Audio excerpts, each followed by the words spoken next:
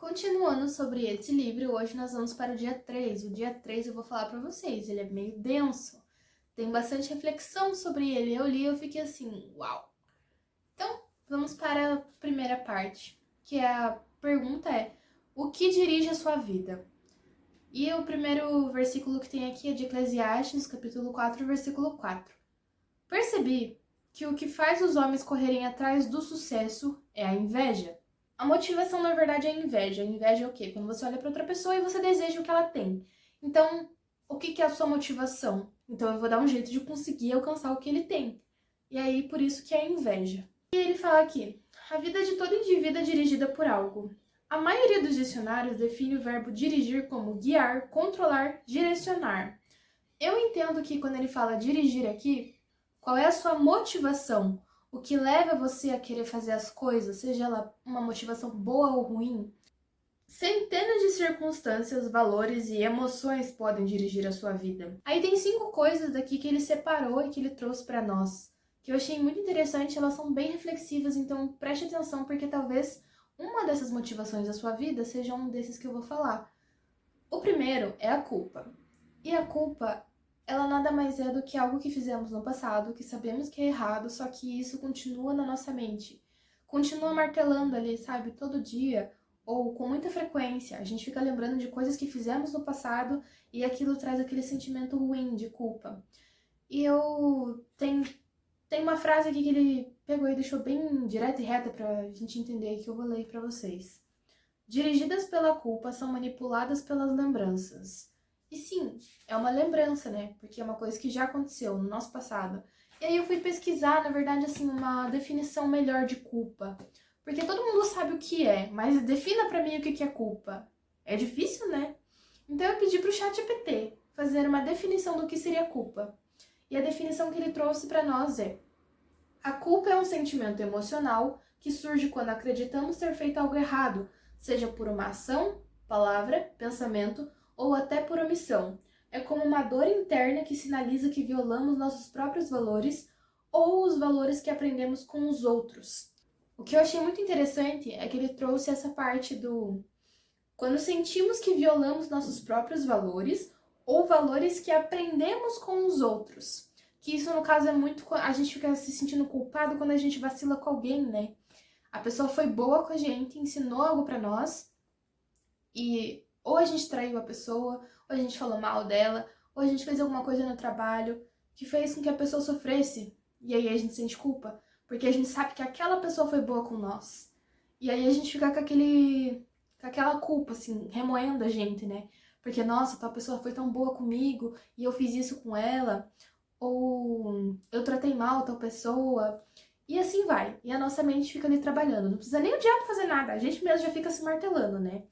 E muitas vezes a gente é guiado pela culpa. A nossa vida é dirigida pela culpa, porque a gente tem muitas coisas no passado que fizemos e isso traz aquela lembrança ruim e a gente fica pensando sempre naquilo. E a gente não consegue viver o nosso presente, porque lembramos daquilo que fizemos com os outros, né? Com as nossas ações erradas. Então, muitas vezes a culpa, ela acaba nos remoendo e isso nos impede de ver o lado bom da vida, de aproveitar os momentos bons, de às vezes até começar um relacionamento novo, conversar com alguém, porque sabemos o que fizemos e essa coisa foi ruim, né? Então, somos produto de nosso passado, mas não precisamos ser prisioneiros dele. Porque quando a gente fica vivendo com culpa, aquilo traz o passado o tempo todo para o nosso futuro. A gente está aqui no presente, vou trabalhar, vou levantar, vou sair com a minha família, só que aquilo ali sempre está na sua cabeça, sabe? E você se torna prisioneiro daquilo, porque você não consegue viver em paz, você tem pesadelo com aquilo, você fica lembrando com frequência, quando acontece uma situação você lembra daquilo, e isso te impede de fazer outras coisas. Só que tem uma resposta para te dar sobre isso. Deus é especialista em dar às pessoas um novo começo. E tem aqui um versículo de Salmos, Salmos 32, versículo 1. Como é feliz o homem que tem suas desobediências perdoadas e seus pecados cobertos. Isso não significa que Deus vai passar uma borracha no que você fez. Não. mas você é perdoado, porque Jesus morreu na cruz por você, para que você possa ser perdoado. Só que assim, você também tem que se perdoar, porque muitas vezes a gente sabe que Deus nos perdoou, mas a gente mesmo não consegue se perdoar. Não, mas isso que eu fiz é inaceitável, sabe? Só que a gente tem que mudar. Quando a gente muda, quando a gente muda o nosso pensamento, é que a gente se liberta disso. Então você precisa mudar. E não adianta você só ficar com a culpa e fazer de novo, entende? Você tem que mudar e tentar fazer as coisas melhorarem. Segundo ponto: ressentimento e raiva. O que acontece? O ressentimento é quando alguém fez alguma coisa pra você. Enquanto a culpa é você mesmo ficar se culpando por aquilo que você mesmo fez, o ressentimento é quando você fica com raiva, quando você fica lembrando de algo que outra pessoa fez pra você. Então, alguém te tratou mal, seja no relacionamento, seja em algum lugar, seja no trabalho, você sofreu alguma humilhação. Às vezes, alguma situação, alguém fala de um jeito diferente com você, você já lembra do que fizeram com você, aí você já fica na defensiva. Ou você fica com raiva das pessoas e você acaba tratando os outros da mesma forma que te trataram, porque não, é inadmissível o que fizeram comigo. E o ressentimento, ele é aquela lembrança daquilo que fizeram com você.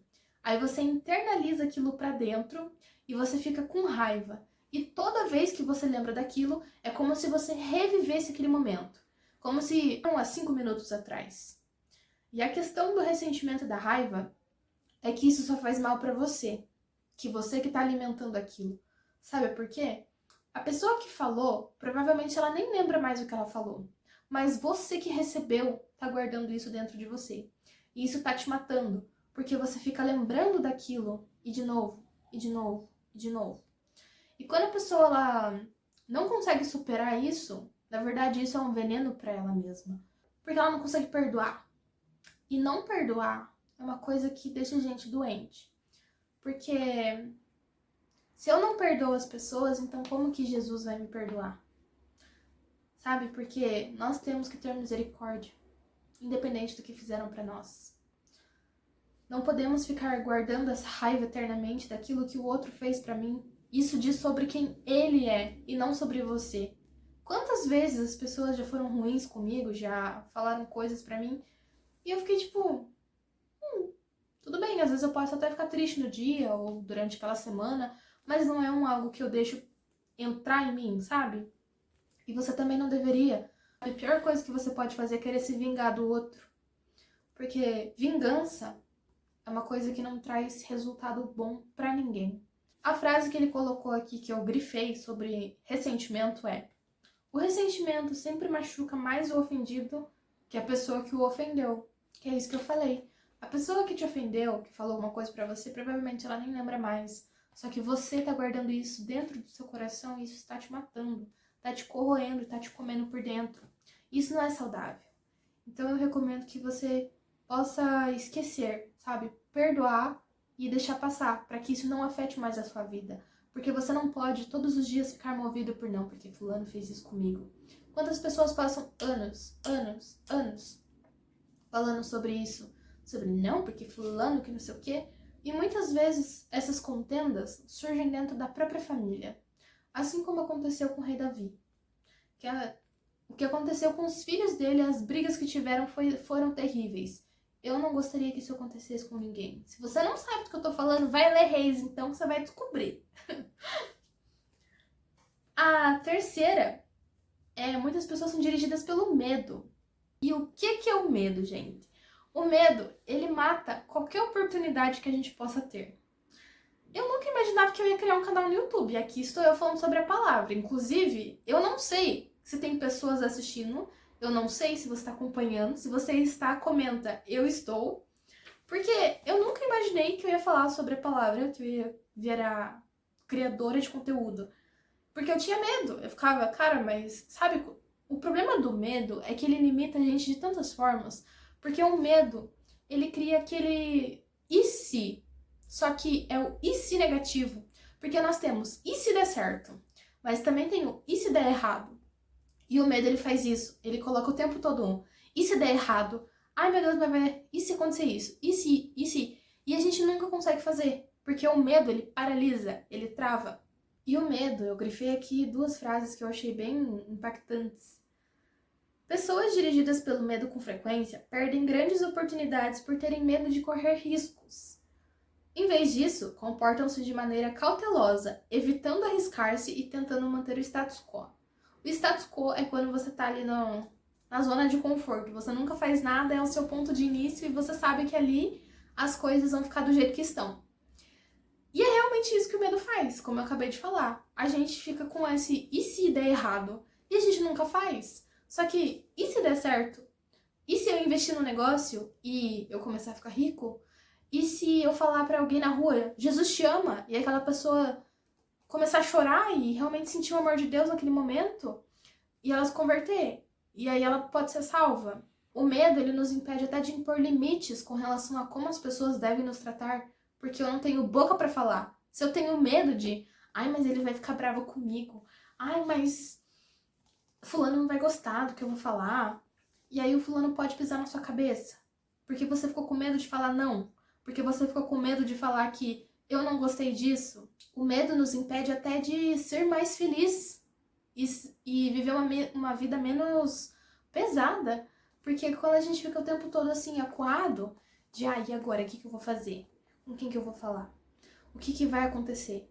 A gente nunca tem um plano definido. E o medo, ele sempre vai fazer com que você deixe de desfrutar coisas, deixe de desfrutar momentos, deixe de ganhar oportunidades. Outra frase aqui. O medo é o encarceramento voluntário, que o impedirá de se tornar no que Deus pretende que você seja. Aí aqui em 1 João 4,18, eu vou ler só uma frasezinha aqui. No amor não há espaço para o medo. O amor amadurecido expulsa o medo. E o 4, o materialismo. O impulso de sempre querer mais se baseia na concepção equivocada de que possuir mais me tornará mais feliz, mais importante e mais protegido. Só que tudo isso é uma mentira. Por quê? Se eu tenho mais, então significa que eu vou ser feliz. Não. Porque o que acontece? O ser humano, ele nunca fica satisfeito. E quando a gente coloca uma meta, vou conseguir emprego tal, vou comprar a casa tal, vou comprar o carro tal, o que acontece? Você fica com aquilo um tempo e depois, já não é mais tão bom. Nossa, mas tá faltando isso na casa. Nossa, mas o carro tá precisando disso. Mas não sei o que é disso. E aí, o ser humano, ele fica insatisfeito. Ele atinge, ele fica um tempo e depois ele quer outro. E ele quer outro. E aqui também surge outro problema no materialismo, que é a comparação. E hoje, com as redes sociais, a gente tem um problema sério, em que você vê que fulano conseguiu carreira tal, que ele entrou no escritório tal, que ele conseguiu entrar na clínica tal, que ele virou autônomo, que ele virou empresário, que ele conseguiu o próprio estúdio, e isso e aquilo.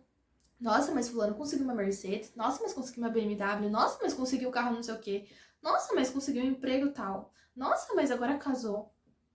E as redes sociais fazem a gente ficar doente, porque o tempo todo tem uma vitrine de pessoas que romperam, uma vitrine de pessoas que, nossa, conseguiram tudo e mais um pouco, e eu aqui.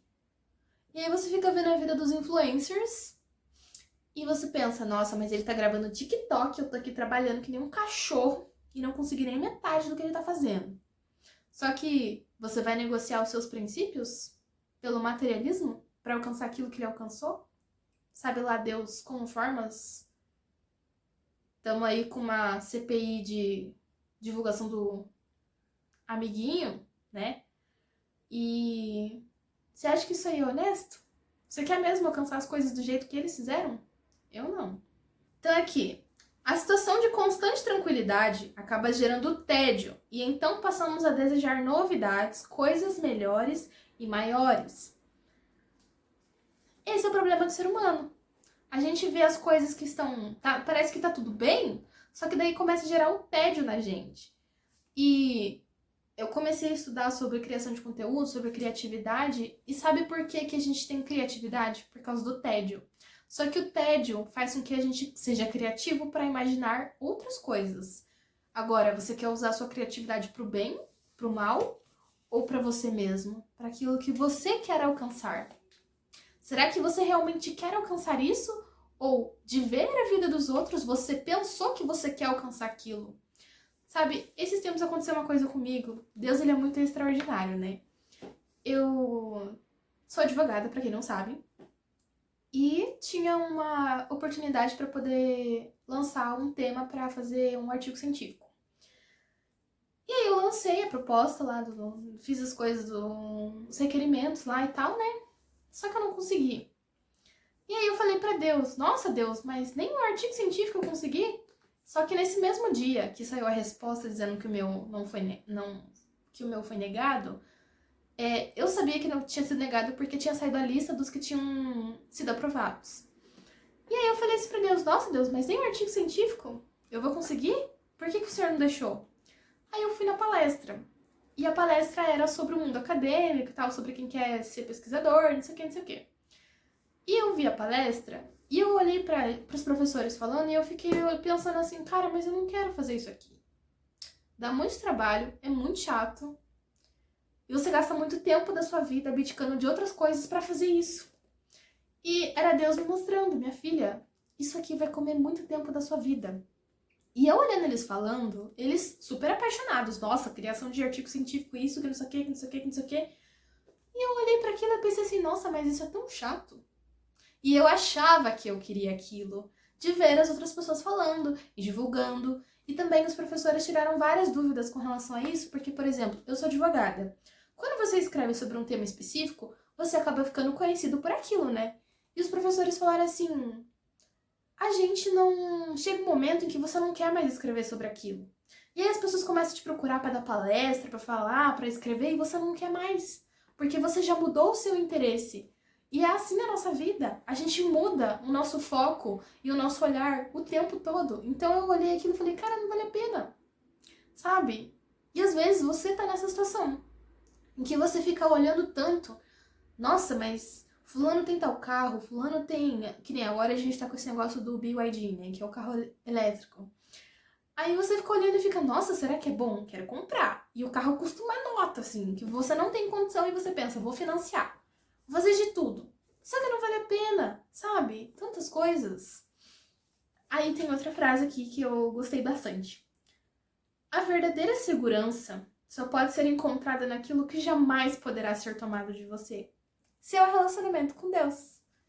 E é verdade. Por que a gente acha que segurança é morar num condomínio em que tem segurança, tem alarme, tem portão, tem não sei o quê? Isso não vai impedir um ladrão de entrar na sua casa. Ah, eu vou ter seguro do carro. Isso não vai impedir alguém de querer te roubar, sabe? O nosso relacionamento com Deus é a única coisa que ninguém pode tirar da gente.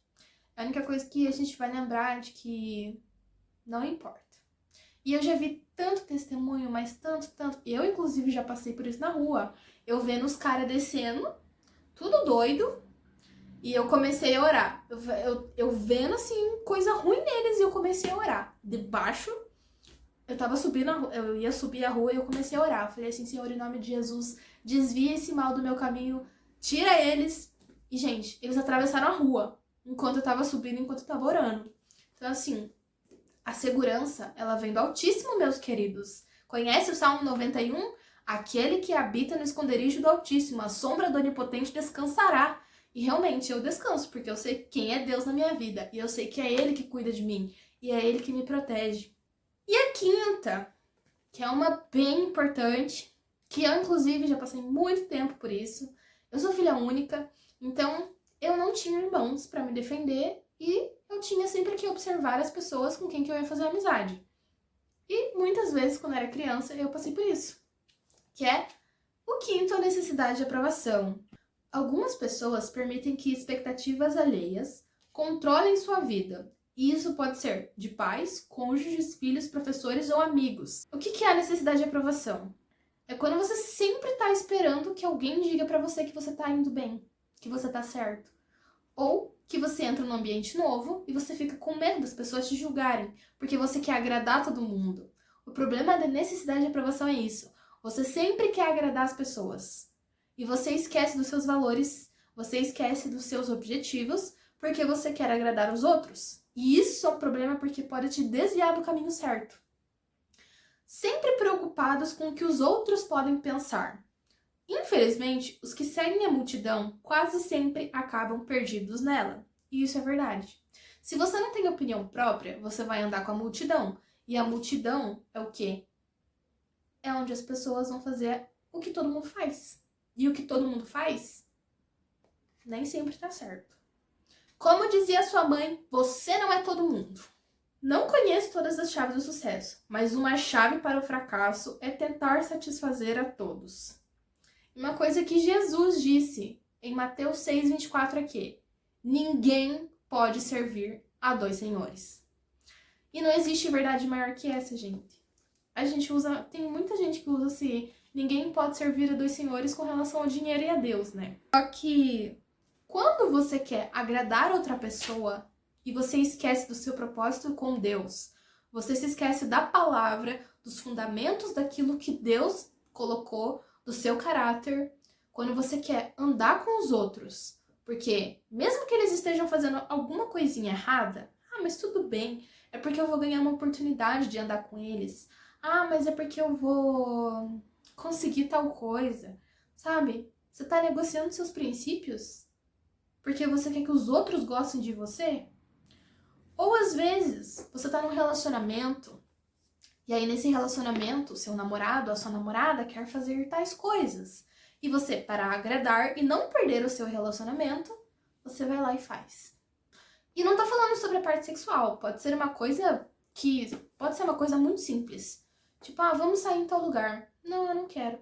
Vamos. Aí você vai. Aí você vai no lugar e você fica se sentindo mal. E você não soube impor limites, você não soube dizer não. E isso vai ser um problema no futuro, porque você sempre vai estar querendo agradar o próximo. Não vai colocar limite naquilo que você quer, naquilo que você sabe que é certo ou errado.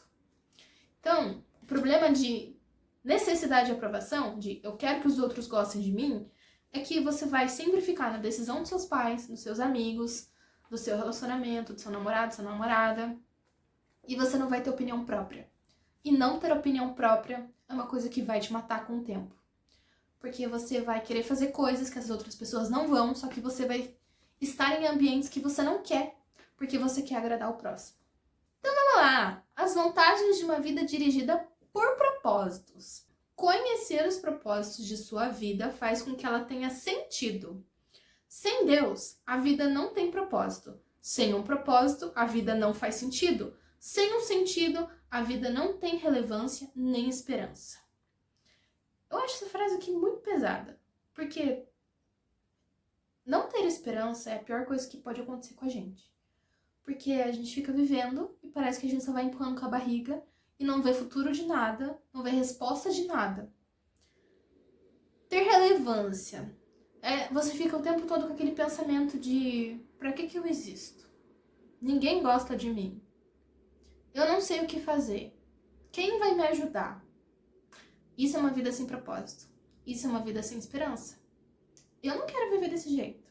E eu sei que você também não. Ninguém quer viver desse jeito. É horrível. Então, é preciso esperança para lutar. A esperança é resultado de se ter um propósito. E uma coisa que ele mencionou aqui que é muito legal é que um médico, quando tem um paciente com câncer terminal, ele pergunta para as pessoas, do paciente, né? Você quer viver até os 100 anos de idade? E aqueles que respondem que sim, são pessoas que têm uma chance muito alta de recuperação. Porque ela tem esperança de que ela quer viver. Ela tem aquele desejo de vida. Então o corpo, ele trabalha a seu favor. Sabe quando dizem provérbios que as nossas palavras, os nossos pensamentos dirigem a nossa vida? É sobre isso daqui. Quando a gente tem maus pensamentos, a gente atrai coisas ruins. Quando a gente tem bons pensamentos, a gente atrai coisas boas. E pensa um paciente que está doente na cama. Se ele mesmo não consegue imaginar que ele vai sair dessa, muito provavelmente ele vai começar a definhar. E quando ele começa a ter pensamento de não, eu vou ser curado, não, eu vou sair daqui, sim, eu vou viver mais, eles têm uma resposta mais positiva. E isso, pode pesquisar, isso daí, vários médicos já falaram isso, que muito do que acontece com o nosso corpo também se trata no psicológico. Tem um texto que eu acho maravilhoso, que eu gosto muito, que é de Jeremias 29:11, que ele colocou aqui. Sei os planos que tenho para vocês, planos para o bem, não para lhes causar aflição. Eu lhes darei esperança e um futuro promissor. O seu propósito também simplifica a vida. Por quê? Ele define o que você faz e o que você não faz. O propósito é o padrão pelo qual você avalia suas ações para saber as que são essenciais e as que não são. Basta perguntar: essa ação me ajudará a cumprir o propósito de Deus para a minha vida? Aí quando eu li essa pergunta eu lembrei de o que Jesus faria? Que tem muito crente que pensa nisso. Quando a gente vai tomar uma decisão e a gente fica na dúvida, principalmente quando a gente quer conselho sobre o relacionamento com outras pessoas. Seja amigos, colegas de trabalho, falar alguma coisa pra alguém. Tipo assim, será que Jesus falaria isso? Será que Jesus tomaria essa atitude? E eu acho bem interessante a gente lembrar dessa pergunta às vezes, sabe? Porque é muito fácil a gente pensar por nós mesmos, né? A gente vai no o que eu acho certo, o que eu quero. E às vezes a nossa vontade não é certa. É sempre bom a gente perguntar pra Deus primeiro. Aí aqui tem outra parte. Sem um propósito claro, ficamos sem alicerce para fundamentar as decisões, dividir o tempo e empregar os recursos. A tendência será tomar decisões com base nas circunstâncias, nas pressões do momento ou nas variações de humor. A pior coisa que a gente pode fazer é lidar com essas variações de humor. Por quê? Quando você tá com raiva, a sua vontade é rebater. E quando você rebate, no calor do momento, você pode falar alguma coisa que vai magoar a pessoa e aquilo ali não vai ter conserto. Então, quando a gente vai levando a vida na base da emoção, do desespero, que o desespero aqui é tipo assim, eu acabei de perder o emprego, então eu vou trabalhar de qualquer coisa. Aí você não espera em Deus, você não ora e você não confia que Deus vai te dar outro, que Deus vai trazer a resposta no tempo certo. Aí você começa a ficar procurando solução. E quando você começa a ficar procurando solução, você está vivendo na base da circunstância do momento. Só que Deus é um Deus que ele não trabalha com o que a gente vê. E essa é a nossa falha. A gente esquece de ter fé às vezes. Provérbios 13:7. A vida presunçosa e cheia de pompa é uma vida vazia, mas a vida simples e sincera é uma vida plena. Então você quer fazer as coisas no momento porque você quer que os outros vejam que tá tudo certo, seja pra sua família, seja pros seus amigos, você não quer dizer nunca que nada tá errado. Aí você vive uma vida de ilusão, você vive uma vida de aparência. É uma vida vazia. Por quê? Você sempre vai estar vivendo para satisfazer os outros, e não a você, não a sua família, e não a Deus em primeiro lugar. A gente tem que lembrar que a gente está aqui para servir ao Senhor. Só que ser filho de Deus também tem as suas responsabilidades. Afinal, nós somos filhos de um rei, não é mesmo? Todo mundo tem que aprender, todo mundo tem responsabilidades.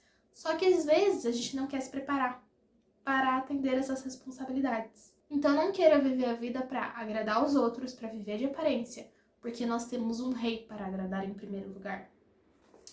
Eu quero agradar o rei, não sei você.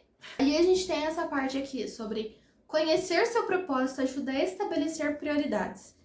Isso faz com que esforços e energia se concentrem no que é importante. Você se torna eficiente ao ser seletivo. Isso aqui é sobre muitas coisas, tá? Ser seletivo não é nossa, eu quero um príncipe encantado, eu quero uma princesa que tudo vai se resolver. Não. Ser seletivo é você saber o que você quer, é você ter um objetivo de eu quero alcançar isso, eu sei quem eu quero, eu sei como eu quero. Quando você fica olhando, vamos supor, você tá na rua e você fica olhando vários carros. Aí você fica, nossa, isso é bonito, nossa, isso é bonito, olha aquele ali. E você quer comprar um carro pra você. Aí você tá nessa de escolher, só que você vai escolhendo a aparência. Aí você fica, nossa, aquele ali é legal, aquele ali também. E você nunca sabe qual que você quer. Entende? Aí tem uma menção aqui sobre uma frase que é: existe uma definição sobre o que acontece hoje. É um desespero silencioso. Mas hoje, uma melhor descrição seria distração sem objetivos. Distração sem objetivos. Parece a gente quando fica no TikTok ou no Instagram vendo Reels, né? Ou a gente fica no YouTube vendo shorts. Aí a gente fica olhando os vídeos e fica olhando e aquilo não serve pra nada, não vai edificar a gente em nada muitas vezes, mas a gente tá ali perdendo tempo. E aquilo ali não tem objetivo nenhum, é só passar o tempo. Sendo que a gente fica reclamando de, ai, não tenho tempo pra nada. Ai, tô cansada porque não sei o quê. Mas aí você vai ver, entre na barrinha lá, tem uma configuração no Instagram, não sei se no TikTok tem também, mas que você consegue ver quantas horas, quantos minutos, horas você passou no Instagram. Inclusive tem como você colocar limite de, eu quero ficar 15 minutos, eu quero ficar meia hora, 1 hora, 2 horas, 3 horas. E lá vai aparecer. E eu comecei a colocar um limite de 1 hora. E às vezes, mesmo assim, eu ignoro o aviso e continuo. Eu já passei mais de 4 horas no Instagram, gente. Eu falava assim, não, isso aqui não dá. Eu comecei a me limitar. E eu comecei a criar tempo para fazer outras coisas. Inclusive, uma coisa que eu negligenciava muito era a leitura da palavra. E agora eu leio sempre, todo dia. Que é uma coisa que todos devemos fazer. Porque quando alguém vem pregar pra gente, a gente também tem que saber se o que a pessoa está falando está de acordo com a palavra. Né? Como que você vai ouvir uma coisa e ai, amém. E às vezes a pessoa falou a maior heresia da face da terra e você ficou, amém. Vamos estudar, né, galera? Não há nada tão poderoso quanto uma vida direcionada. O que é uma vida direcionada? É você saber o que você está fazendo, para onde você está indo e por que você está indo. Aqui tem uma menção sobre o chamado de Paulo, sobre o que ele fez durante a vida dele, que é em Filipenses 3,13. Estou concentrando minhas energias unicamente nisto, em esquecer o que já passou e avançar para o que está à minha frente. Quem conhece a história de Paulo, a conversão dele, se você não conhece, vai ler Atos. Que Atos está lá, quando que Paulo se converteu, como que ele se converteu. Eu vou falar pra vocês, Paulo era maluco. Ele matava cristãos e depois o cara se converteu e ele virou o cara que escreveu o Novo Testamento inteiro praticamente. Então Deus, ele transforma vidas sim. Aqui ó, pare de tentar fazer de tudo, faça menos. Nunca caiu como uma luva a frase, menos é mais. Jamais confunda atividade com produtividade. Aí eu fui atrás de uma definição. Atividade é estar ocupado, fazer muitas coisas. Você pode estar o dia todo correndo, respondendo mensagens, resolvendo pendências, mas isso não significa que você está avançando em direção a algo importante. Produtividade, por outro lado, é fazer o que realmente importa. É direcionar sua energia para ações que te aproximam dos seus objetivos, do seu propósito. Não se trata de quantidade de tarefas, mas de qualidade e intenção. Qualidade e intenção. Ou seja, qualidade. Eu vou fazer isso aqui e vou estudar para fazer. Intenção. Eu sei o que eu tô fazendo. Conhecer o seu propósito traz motivação. Porque quando você tá num trabalho que é ruim, que o seu chefe só grita com você, fala que tudo que você faz é errado, que motivação você tem para ir trabalhar? Nenhuma, né? Normalmente é o trabalho sem sentido que nos esgota. Consome nossa força e nos rouba o prazer, não o excesso de trabalho. Por exemplo, você trabalhava CLT. Aí você não gostava do seu chefe, não gostava do seu trabalho. Você ganhava muito pouco e ficava horas e horas e horas trabalhando para um negócio que você ficava olhando e falando, cara, pra que eu tô fazendo isso aqui? Aí você abre a sua empresa. Aí você tem um monte de trabalho. Sei lá, vamos supor que você trabalhe com um salgado. Você tem que fazer o salgado, você tem que comprar os ingredientes, você tem que vender, fazer propaganda, cuidar falar com o contador, falar com o advogado, falar com isso, falar com aquilo, falar com fulano, conseguir cliente. Aí você tem um monte de trabalho. Só que você não tá mal, porque você tá fazendo um negócio que vai construir pra você, que você sabe que vai ser benéfico, que vai valer a pena. Então a motivação, sim, ela nos ajuda a continuar, a ter esperança para continuar para fazer aquilo. Conhecer seu propósito irá prepará-lo para a eternidade. Viver para criar um legado é um objetivo sem perspectiva. Você não foi posto nesse mundo para ser lembrado, você foi colocado aqui a fim de se preparar para a eternidade. Pela Bíblia, entendemos que Deus nos fará 2 perguntas fundamentais. Primeiro, o que você fez com meu filho, Jesus Cristo? Deus, ele não vai perguntar sobre, você é católico, você é evangélico. Não, ele vai perguntar, e aí, você recebeu Jesus Cristo como seu único e suficiente Senhor e Salvador? Você entende que Jesus morreu na cruz para te salvar e para esquecer e te limpar dos seus pecados? Segunda pergunta, o que você fez com que eu lhe dei? Isso é sobre dádivas, talentos, oportunidades, energia, relacionamento e recursos. Enfim, tudo que Deus deu a você. Gastou-os com você mesmo ou fez o uso deles para os propósitos que Deus tinha para você? Uma coisa que as pessoas não entendem é que, eu sei cantar, eu sei pregar, eu sei não sei o quê. Você acha mesmo, meu querido, que você surgiu do nada isso daí? Claro que não. Foi um dom que Deus te deu. Para quê? Para você usar para alcançar outras pessoas. Eu já vi artistas que usam quadros para falar sobre a palavra desenhada, artistas que leem a palavra e transformam em canções. A gente tem talentos, e esses talentos são usados para alcançar outras pessoas, e não para mim. É muito egoísmo eu querer fazer só o que eu quero, porque eu acho que isso é bom para mim. Então, na verdade, nós somos feitos para ser eternos, só que a gente tem que querer. Esse negócio de querer criar legado, de querer ser lembrado, é um negócio que, na verdade, você tá querendo fama. Você não tá querendo realmente ajudar o próximo, você não tá querendo servir. É aí que você tem que refletir sobre isso. Porque não se trata de eu quero. Se trata de Senhor, o que o Senhor quer? Qual é a sua vontade para a minha vida? Como que eu posso alcançar outras pessoas? Eu gosto muito desse versículo aqui que é de Marcos, capítulo 10, versículo 43, que diz assim: Entre vocês, porém, será diferente. Quem quiser ser o líder entre vocês, que seja servo, e quem quiser ser o primeiro entre vocês, que se torne escravo de todos, pois nem mesmo o Filho do Homem veio para ser servido, mas para servir e dar sua vida em resgate por muitos. Se nem Jesus veio para ser servido, quem sou eu para querer ser o alecrim dourado que todo mundo vai me dar o que eu quero, vai fazer o que eu quero? Não, eu estou aqui para ajudar o próximo. Eu estou aqui para orar pelo próximo. Eu estou aqui para abraçar o próximo quando ele cair. Então, a gente não está aqui por nós. Estamos aqui porque temos um propósito. Só que temos que querer descobrir o propósito. E eu vou ler para vocês aquela parte do final que sempre tem, né? Tema para a reflexão de hoje. Viver com um propósito é o caminho para a paz. Versículo para memorizar. Tu, ó Senhor, dás paz e prosperidade às pessoas que têm uma fé firme, às pessoas que confiam em ti. Isaías 26, 3. Pergunta para meditar. Na opinião da minha família e de meus amigos, o que dirige a minha vida e qual eu desejo que seja? E aí, o que dirige a sua vida? Já parou para pensar nisso?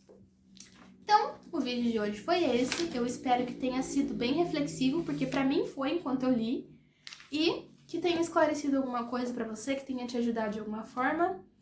Se inscreve no canal, dá um like, por favor, e comente se você gostou. Qual foi a parte que mais trouxe resposta para você? Até a próxima, Deus abençoe, tchau!